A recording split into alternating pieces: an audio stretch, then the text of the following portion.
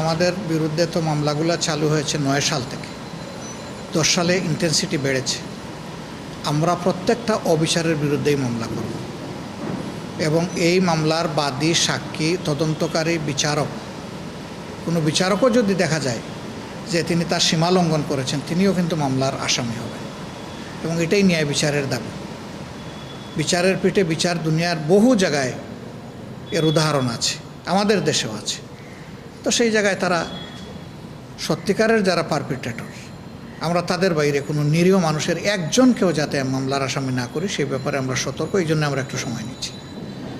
আপনারা জানেন যে কথিত যুদ্ধ অপরাধের অভিযোগে যাদেরকে ফাঁসি দেওয়া হয়েছে কিংবা মৃত্যু কারাদণ্ড দেওয়া হয়েছে, তাদের উপরে জুলুম করা হয়েছে। উদাহরণস্বরূপ বলা যায় আব্দুল কাদের মোল্লা সাহেবের ব্যাপার। যে কাজটা করেছিল একজন বিহারি, মিরপুরের কসাই কাদের, তার জন্মস্থান বিহারে, মাইগ্রেট করে তারা এসেছিল তৎকালীন পূর্ব পাকিস্তানে। তাকে কসাই কাদের হিসাবে সকলেই চিনত। সেই কসাই কাদের বানানো হয়েছে আব্দুল কাদের মোল্লাকে। ওখানে দেখবেন অভিযোগে এবং পত্রপত্রিকায় আব্দুল কাদের মোল্লা ব্র্যাকেটে কসাই কাদের। তার জন্মস্থান ফরিদপুর ভাঙ্গায়। পরবর্তী পর্যায়ে ওই নদী ভাঙ্গনের কারণে তারা এখন গেছেন সদরপুরে। আর এর জন্মস্থান বিহারে এবং বসবাস করত মিরপুরে।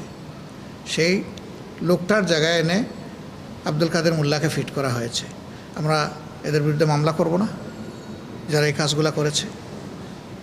দেলু রাজাকার করে একজন ছিল পিরোজপুরে, আমরা শুনেছি, কিন্তু দেলোয়ার হোসেন সাইদির নাম তো কখনো দেলু ছিল না। সেই দেলু রাজাকারের জায়গা নিয়ে বসানো হয়েছে দেলোয়ার হোসেন সাইদিকে। হাস্যস্কর। এই মামলার সাক্ষীরা এসে অন্ধকার রাত্রে, ক্যালেন্ডার টেনে দেখা গেছে অন্ধকার রাত ছিল, সে বলছে পূর্ণিমার রাত, পরে দেখা গেছে ওই দিন অমাবস্যার রাত। অমাবস্যার রাত সে আধা কিলোমিটার দূরে থেকে আসামি চিনছে। এদের এই সমস্ত সাক্ষীর ভিত্তিতে এই মামলার ফাঁসি এবং মৃত্যু দণ্ড দেওয়া হয়েছে। চরম জুলুম, অবিচার। অবশ্যই আমরা অবিচারের বিরুদ্ধে ন্যায় বিচার পাওয়ার জন্য আদালতে যাব।